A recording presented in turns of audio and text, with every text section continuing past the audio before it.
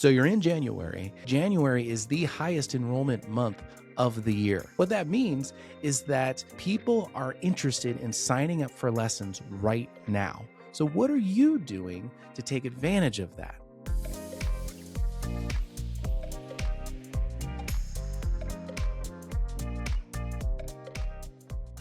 First off, you should be thinking about your budget. Like, how much are you spending in marketing in general, as as it relates to your entire year? And then allocating January as your biggest spending month. So, in other words, you're spending more this month, more than any other month in the year, because people are interested. They're more interested in signing up now than any other month as a whole. And so, you need to allocate more spending money, more spending budget this month for your school, because you want to take advantage of the fact that you want to get in front of as many people as possible. So that'd be the first thing, is make sure that you're spending or you're allocating a larger amount of your budget to January. The second thing I would say is, if you want to know what works best in your area for getting new students, then look at last year first. Before you start trying all these different marketing strategies, just go back a year ago, and hopefully you tracked where you got your students from, right? Start there, because that's going to be a signal. That's going to tell you. So if you got a lot of students, for example, from a Facebook ad that you had a snowman or something like that because it was a snow day for school, I don't know, whatever, and you just happen to get a lot of students from that, well, that's the signal. That's a something that you should do again this year. Don't try to reinvent the wheel. If something that you did last year worked really well, then just simply do it again. Let's say, for example, Google just really was, you were running Google ads last year and it just crushed it. Do it again. And then do more, like spend more on Google, because likely you're going to get the same results or very similar results that you got last year. So then the next thing I would say is, so once you've got all of that in place, you've got your budget, you've got, the channels that you invested in last year that were working really well. You want to try to be in as many different places as you possibly can. This is what we refer to as multi-channel marketing. It's not one thing that's going to, blow open the doors of your school and bring in all these new students. It's going to be you doing a lot of things, a lot of different things, being in a lot of different places.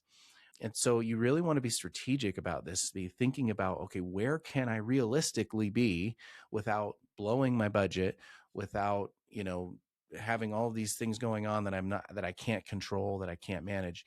And so it's very important to be strategic. And that's why I say, like, first look at what you did last year, start with that, right? Like those things.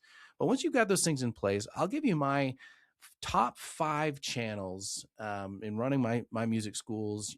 Had 1,000 students. We did really well. The top 5 channels that consistently produced really, really well for me. Number 1 is Google. Google Ads, Google SEO. I spent heavily on Google, and it consistently produced the best, most consistent and reliable results for my schools. It's scary, especially when you're spending thousands of dollars on Google, or even hundreds. I'm like, depending on what your budget is, but Google should net you the best. It netted me the best result per dollar that I put into it. And it was very reliable and consistent in getting me good results. So Google is number 1 for me. Number 2 was actually reactivating former students. So many of you that have heard me talk over the years, I talk about the 3 marketing lists that we should all be doing because it's the fastest, cheapest, easiest way to get new students.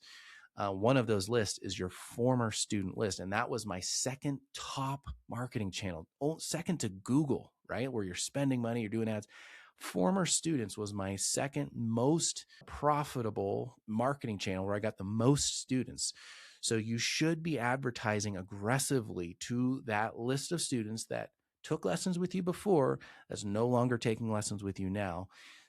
Send those people promotions, especially in January. A lot of them will come back and reactivate. Number 3 was active students. So you have your former students.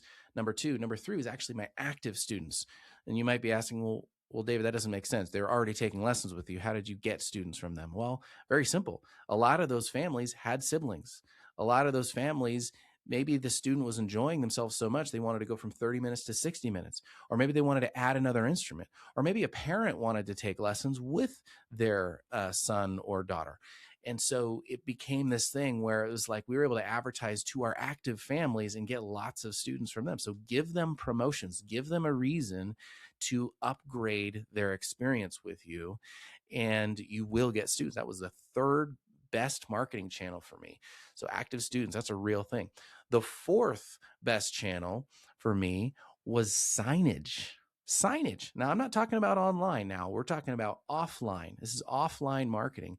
It's just simply signage, just people literally seeing me from the road, my signs either on my building, or I did a lot of like yard sign, like those plastic corrugated yard signs, and I would put them up different places. I oftentimes would do like those feather banners, around the turn-ins of my school locations, and I would just put on those banners. People notice that stuff because you've got people driving by every single day. Sometimes thousands and thousands of cars driving by, depending on how busy your location is. That this is a great way to get new students. This is the fourth best marketing channel that I had to get new students. So you should definitely be utilizing signage, because again, I mean, the nice thing about signage is you put it up one time. It's one cost. You put it up, and then as long as it's up, it's working for you 24/7. So signage was number 4. Number 5 is kind of a little bit of an unusual one.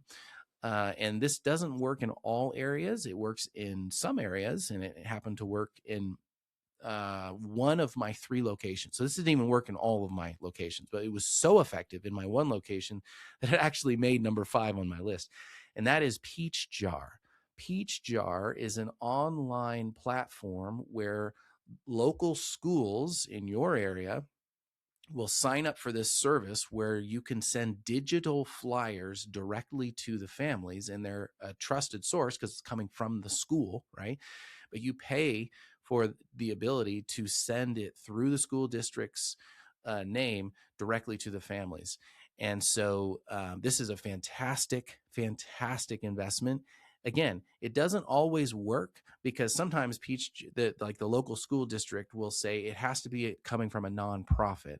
And if it's a nonprofit, obviously if you're a for-profit business, which most music schools are, then it won't work in your area. So definitely want to check that first before you actually sign up and pay the money to send these flyers through Peach Jar.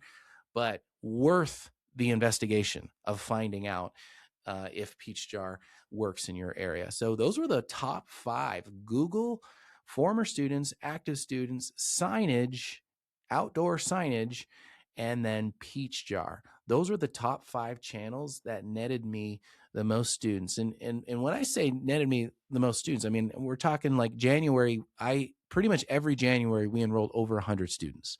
So if you're not doing that, then I would highly suggest you consider these 5 first, along with the ones that you, like I said, that you had last year that worked really well for you.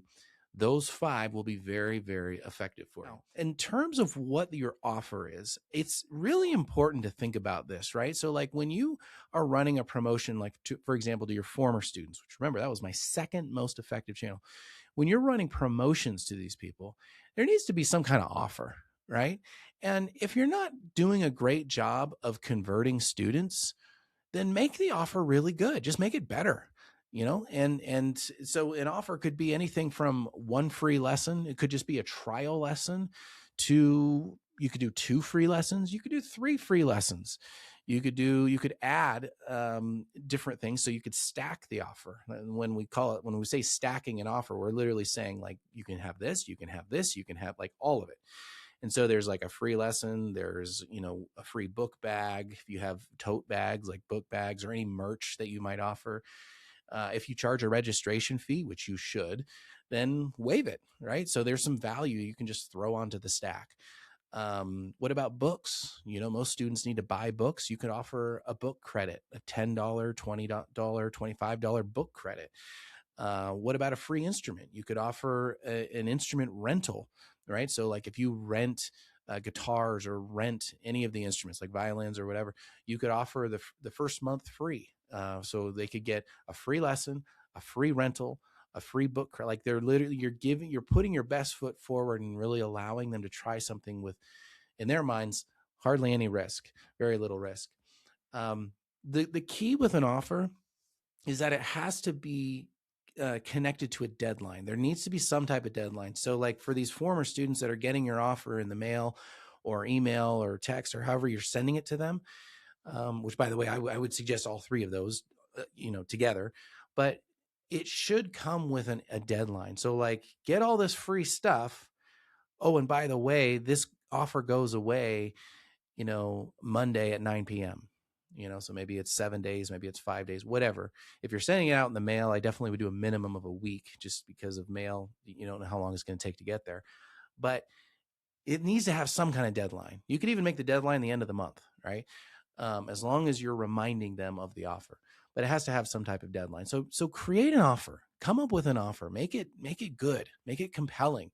If somebody's sitting there thinking, I wonder if I should try out piano this year, and then they get your offer, it has to be good enough to get them to, you know what, if I'm going to do it, now's a good a time as any, because they're offering all this free stuff. So make your offer good, put a deadline on it. Now, here's where most people mess up. This is two parts. Number one, don't just send them one email and think they got it, they're considering it, and they rejected it. Send them the offer in different ways, reminding them that this offer is out there, right? And then send it again. And then send it again. Like the multiple touches is the key. Like when we send out emails to notify somebody of an offer, it should be like a minimum of 5 emails, right? 2 text messages. So like that's a lot of communication, and it probably feels on your end like, man, I'm harassing these people. Yeah, you kind of are. But that's what most companies do. Like when you look at emails, like the emails that you get and the offers that you get, it's like a barrage of all this communication. And that's part of the reason why it's such a noise. Like there's so much noise, you have to cut through that noise. But in order to even get their attention, you just have to show up more. So most people mess this up because they just simply don't follow up. They don't put enough effort into getting their message through to the prospect. And by the way, this also is the same if somebody, like let's say somebody calls in or they email in because they're wanting to get some information about lessons, and your only response is you call them back, maybe you have a conversation, they say, well, think about it, and you hang up, and that's it, and you wait for them to get back with you. Big mistake. The fortune is in the follow-up. Most people don't sign up not because they're saying no, but just simply because you stopped following up with them. They forgot about you. And so remember that the follow-up is really where you can take your average January and make it a record-breaking January. So it takes a lot of effort, it takes a lot of work, but if you want to have results like you've never had before, I would highly suggest following some of the strategies that I've suggested in this video.